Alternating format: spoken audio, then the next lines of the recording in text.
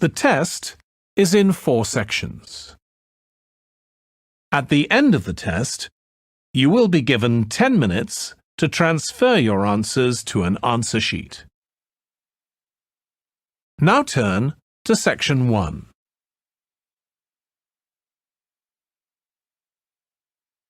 Section 1. First, you have some time to look at questions 1 to 5.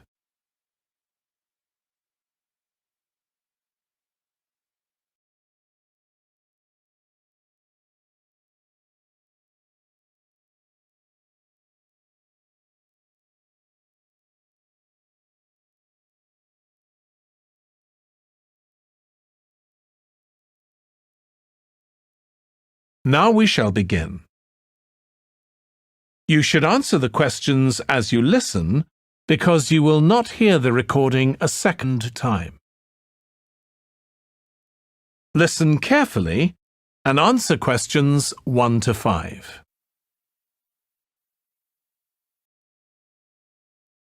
Scientists at University College London have made a discovery which makes mice pain-free and have reversed painlessness in a woman with a rare condition.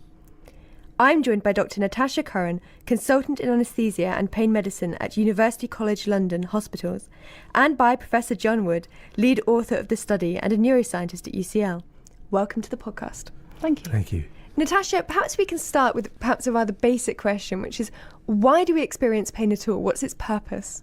Pain is highly preserved in humans because we need pain to prevent us further damaging ourselves.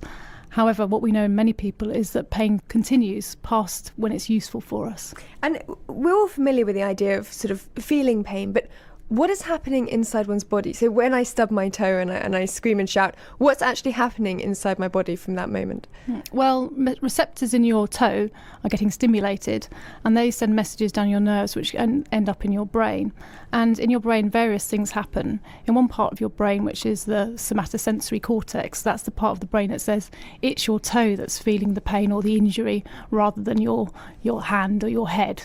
So that's one part, but then it's much more complex than that because pain is an emotional experience. So it's connected then to all the other parts of the brain, which they give us our experience of pain, if you like. So that depends on the context in which we're having pain, our past experience, what we think the pain means, lots of factors. And then also it connects to what we think we're going to do about the pain. So parts of the brain light up, if you like, how we're going to respond to the pain that we're experiencing. How big a problem is pain? I mean, how big a burden is this for people to be dealing with? In the UK, it's massive. In 2011, the National Pain Audit reported that 31% of men and 37% of women live with persistent pain. So that's 40 million people. Their quality of life is very, very poor, much lower than other medical conditions. It's as bad as people who have, for example, Parkinson's disease. One of the reasons it's really important to understand this is because we know that we can actually help these people if they attend specialist pain management services. We can improve their quality of life. And specialist pain management services have doctors, nurses, physiotherapists, psychologists, and potentially occupational therapists, psychiatrists, in order to help them. John, how thorough is our understanding of pain? Is, for example, chronic pain different to the pain we feel when we knock our knee or have a headache? Well, there are clearly enormous mechanistic differences, and it's very striking how mechanisms to experience pain are conserved across evolution. And pain is really an essential survival mechanism. So the mechanisms that occur in people are quite similar to those that occur in mice, for example. And so we can make comparisons between animal models and the human experience. But we really know very little at all about how pain is experienced centrally. There are various parts of the brain that have been correlated with the experience of pain, but this is very, very weakly done. In fact, it's to define a precise locus in the brain where pain is perceived has proved completely elusive. So the way we feel pain and the intensity of pain is regulated by all kinds of things like circadian rhythms, emotional state, and we don't have many insights into how this actually works. Why is consciousness linked so much with pain and pain with consciousness? Well, there's a wonderful book by Philip K. Dick the person who wrote so many perceptive science fiction novels, and he says that pain and beauty are the two underlying themes of human nature. In fact, trying to understand where the brain perceives beauty is just as difficult as trying to understand where the pain is perceived in the brain. Consciousness obviously is required for any kind of sensation. Pain is just one of those types of sensations that we're aware of when we're alive and awake. Well, as an anaesthetist, that's part of our main role. Surgery can't go ahead unless we have anaesthesia, because obviously in the modern world and in most parts of the world we want to be able to anaesthetise so that people don't experience the pain of surgery. And we know that there are some states of consciousness where people can undergo quite stimulating and unpleasant to most people experiences such as surgery, but for most people they need to be unconscious, so in a state of anaesthesia. Before you hear the rest of the conversation, you have some time to look at questions 6 to 10.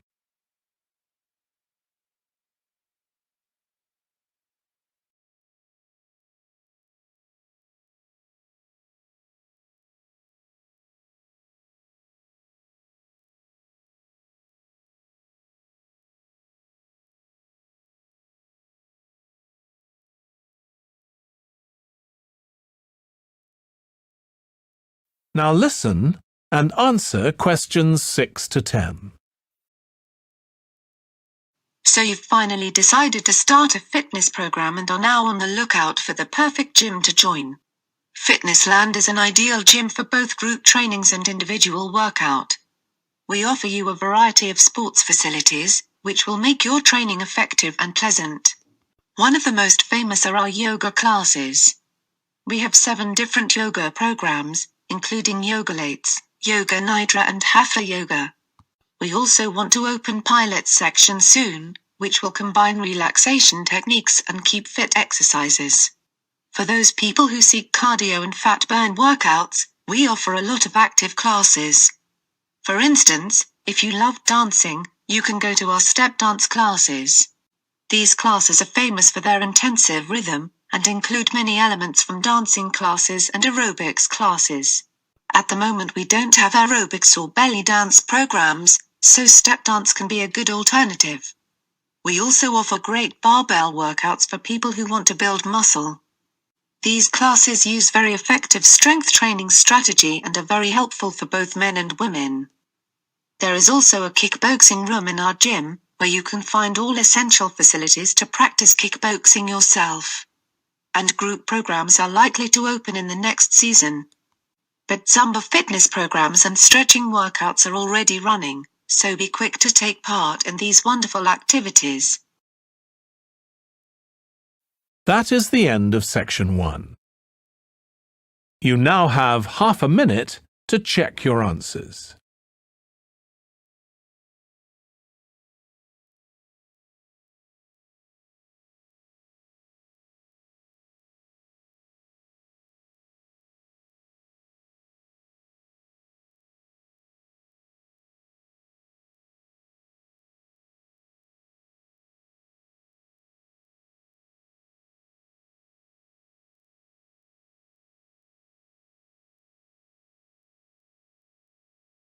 Now turn to section 2. Section 2. First, you have some time to look at questions 11 to 15.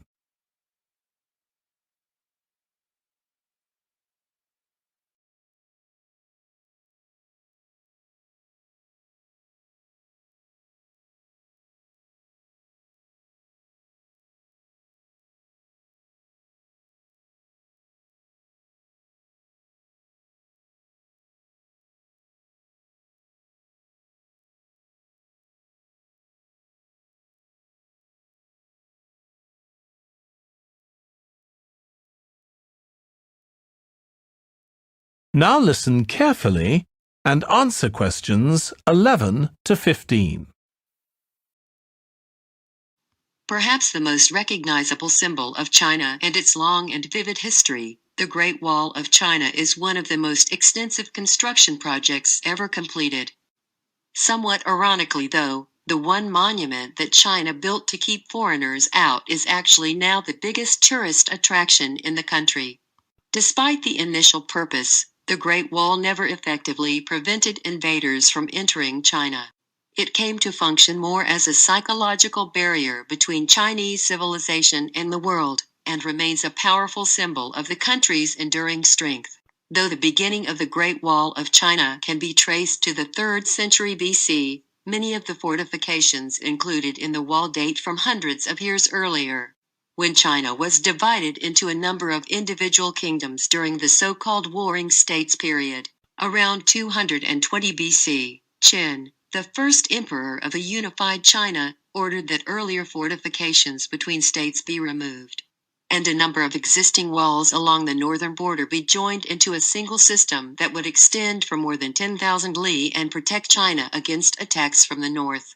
A li is about 1/3 of a mile, and that's where the monument's name came from. The original name for the Great Wall is Long Wall of 10,000 li, or simply the Long Wall. Though the wall is quite inspiring, it was never called the Great Wall in Chinese, and only foreign mistranslation with romantic overtones referred to it as Great or Big Wall. With the death of Qin and the fall of his dynasty, much of the Great Wall fell into disrepair. Much later, a series of frontier tribes seized control in northern China. The most powerful of these was the Northern Wei dynasty, which repaired and extended the existing wall in 390 AD to defend against attacks from other tribes. Despite its long history, the Great Wall of China as it exists today was constructed mainly during the mighty Ming dynasty, from 1368 to 1644. Under the strong hand of the Ming rulers, Chinese culture flourished, and the period saw an immense amount of construction in addition to the Great Wall, including bridges, temples and pagodas. In earlier centuries, the wall held little importance for the Mongols as a military fortification, and mostly served to protect caravans traveling along the profitable trade routes. But during the Ming dynasty, the Great Wall was considered vital to the defense of the country. Before you hear the rest of the talk, you have some time to look at questions 16 to 20.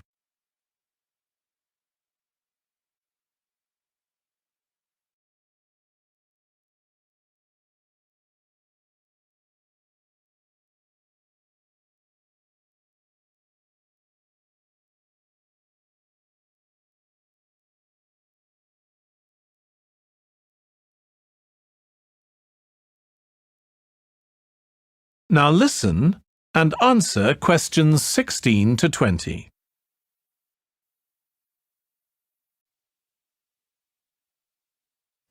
I'm looking for some advice about doing a master's degree in media studies. Am I at the right place? Yes, my name's Mark. I'm head of the Media Studies course. Nice to meet you. And you are? I'm Louise. Nice to meet you too. So how can I help you? Well, I've seen the prospectus for the course, but I'm still a bit confused about a few things and about some of the options for studying. What's your situation at the moment? Are you working? Yes, I've been working as a journalist for a local newspaper for the last 3 months. Prior to that, I had 2 jobs in the media, at a small local radio station for about 2 years and at a TV station for about 4 years. So I've worked in media for about 6 years in total. Okay, well that's useful if you want to do the course. What's your motivation to do further study? I enjoy my job a lot at the moment, but I feel the opportunities for promotion are quite limited. It's not that I think a master's will help with this though. I'll probably leave my job, maybe to go into TV or something, but basically I think wherever I end up going in the future, employers prefer to see someone with postgraduate qualifications these days. And are you intending to study full-time? Well, I'd really like to keep working as I need an income. What are the options for me if I want to work while studying? You could do certain modules over a number of years if you like. It's up to you how many you do. Basically, you get credits for the ones that you complete. People usually do the Masters in anything from 18 months up until 4 years. It depends on your time. If you wanted a fixed schedule and attendance and did it part-time, then that would be a total of 3 years. So what's the admission criteria to join the course? Well, there are a few things that are useful but not essential. But there are some requirements. Usually to join a Masters, people must have a bachelor's degree. But we are prepared to overlook this if someone has enough work experience. But you must have one or the other. It's useful if you have research experience, as you have to complete a thesis, but we can train you on this if not. It is essential that you have motivation if you want to join the course, as it is very demanding. That is the end of section 2. You now have half a minute to check your answers.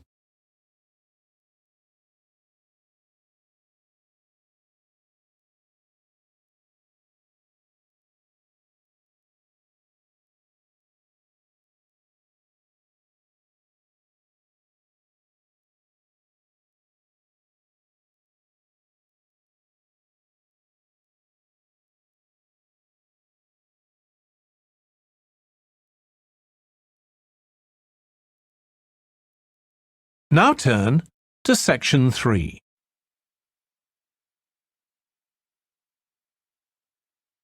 Section 3. First, you have some time to look at questions 21 to 24.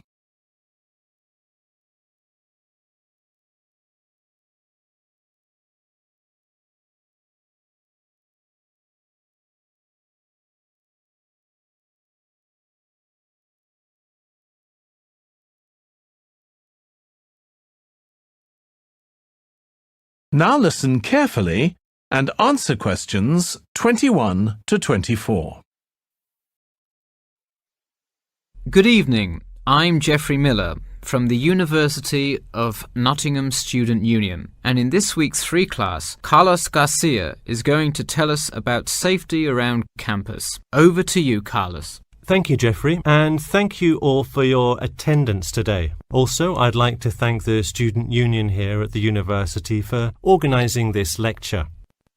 Well, I've been serving and protecting the City of Nottingham for over 20 years now as a member of the police department. Does anyone know what type of crime is the most prevalent on campus? I heard someone say drugs and alcohol. That actually isn't too much of an issue.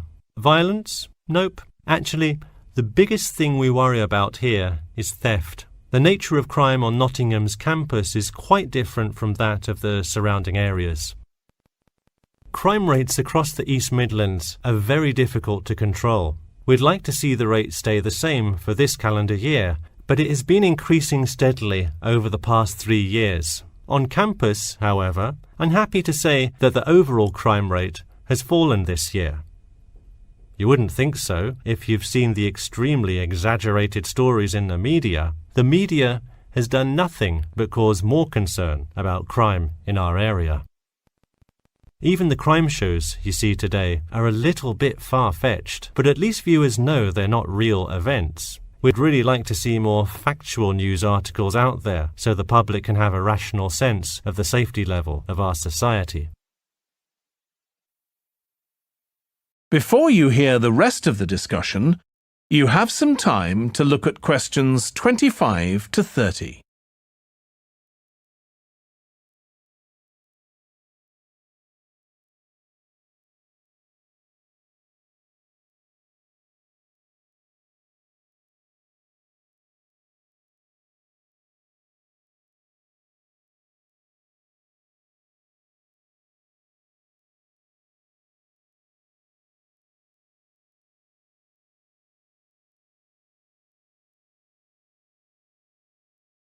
Now listen and answer questions 25 to 30.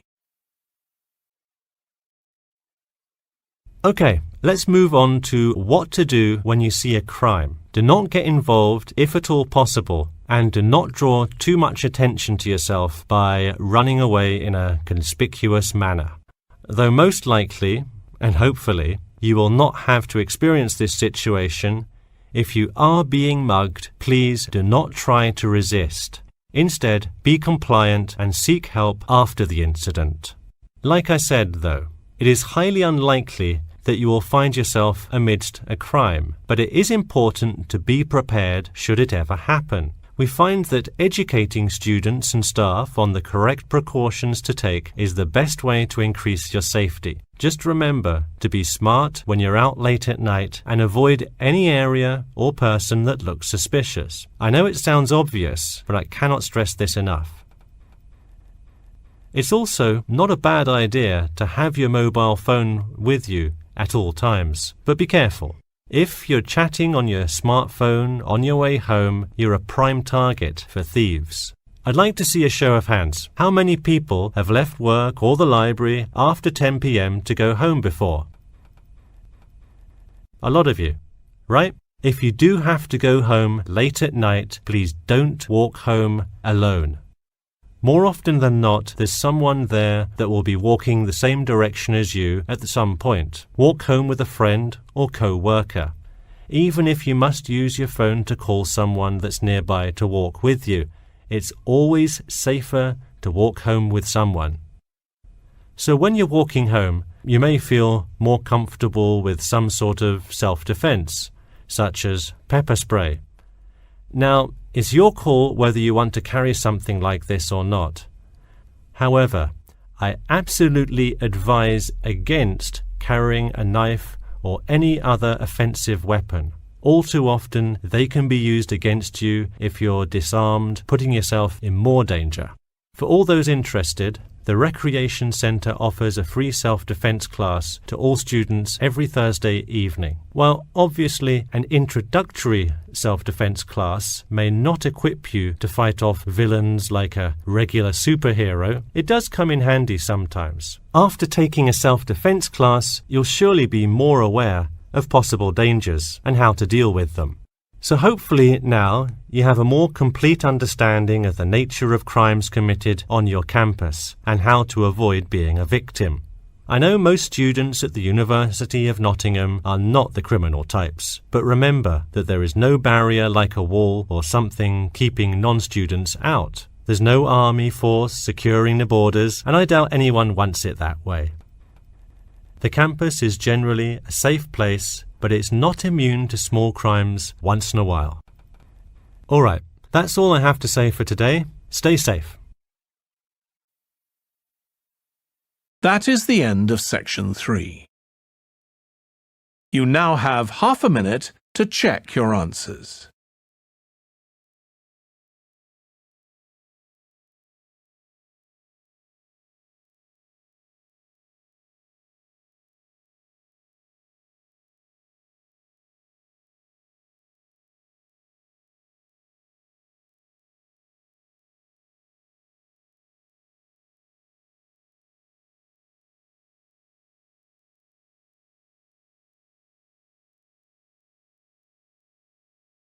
Now turn to section 4.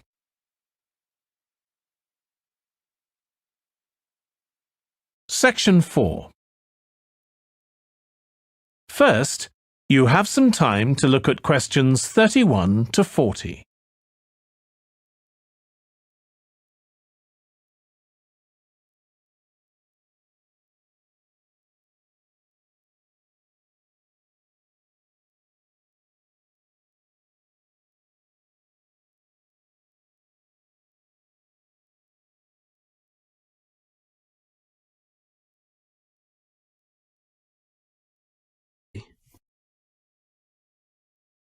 Can anybody hear me? Is this microphone working? Good. Now, welcome everybody to the second of these lectures on successful study at college. Yesterday we looked at housekeeping issues, where to find information, how to use the library computer system and so on. Today we're going to cover an issue that will be vitally important to you all throughout your time here at college, and that is time management. Hundreds of books have been written about time management, and those of you who are interested in doing some extra reading on the subject are very welcome to see me after the lecture, as I have a book list here and some other useful materials. Now, time management. In the past, this used to mean making a list to plan for every hour of the week and then try to stick to this plan. These days, however, the whole idea of managing time has changed. In fact, if you think about it, you'll find that it's impossible to manage time. It just goes. So what you really need to manage is yourself. To manage yourself effectively, you need to have a clear idea both of what you want to achieve and how to achieve it. In other words, you need to set goals, and you need to move towards achieving these goals in an efficient and systematic way. Most coursework at the college is set by mid-semester, and at the end of the semester usually involves 2 written assignments of between 1,500 and 3,000 words in length. If you look around you at college, you will see that during the first weeks of the term, everyone looks cheerful and focused, followed by a change around week 6, assignment time, when people start to look a bit stressed. The library reports that an increasing number of students become angry when books are not available. So what's happened? Has everybody become suddenly irritable and angry for no reason? Not quite. The reason is that people have not managed their resources well. They have not set priorities for reaching their goals and, as a result, some of them realise they are going to do badly with their assignments. This will not be because they lack intelligence or love of the subject. They will fail because they did not have a clear idea of what they have to do and how long it should take them. Let's step back a minute. What do we mean by establishing goals? Well, basically, it means deciding what you want to achieve. In other words, deciding on the results that you want to achieve. The students that I've mentioned found themselves very stressed, mainly because they have an assignment to do. But they did not fully think through the effect that this would have on their day-to-day life. There's an awful lot of spare time in a day. For example, if you manage to spend some of that time, even just 1 hour, on an activity that helps you with your study, that 1 hour could have a major impact in your course, particularly if you make it a regular habit. I'd like to ask you now to have a look at the planners in your information kits. You will see that there are 3, 1 term planner, 1 weekly planner, and 1 daily planner. The term planner is to help you get an overview of everything that you will need to do for the term. The weekly planner is to help you week by week, and the daily planner will help you with the really detailed planning. Before we go any further, I would like you to make a note in your daily planner right now. I want you to picture how you could make a major difference in your life by spending just 1 hour a day on some activities for the next term. Background reading, for example, or preparing a bibliography. Now imagine the benefit at the end of the term. The term diary and the weekly diary are the most important ones. However, a week is really the shortest time you have to establish an overview of your time for planning purposes. Now you need to set priorities for the term. Work out how you could achieve those priorities and the results that you desire. If you can get into the habit of planning like this, you'll soon find that you've actually had more time than before to spend on relaxation and other activities that you enjoy. Now let's share some of the ideas that you've come up with. I'll divide you up into groups to share your ideas. OK.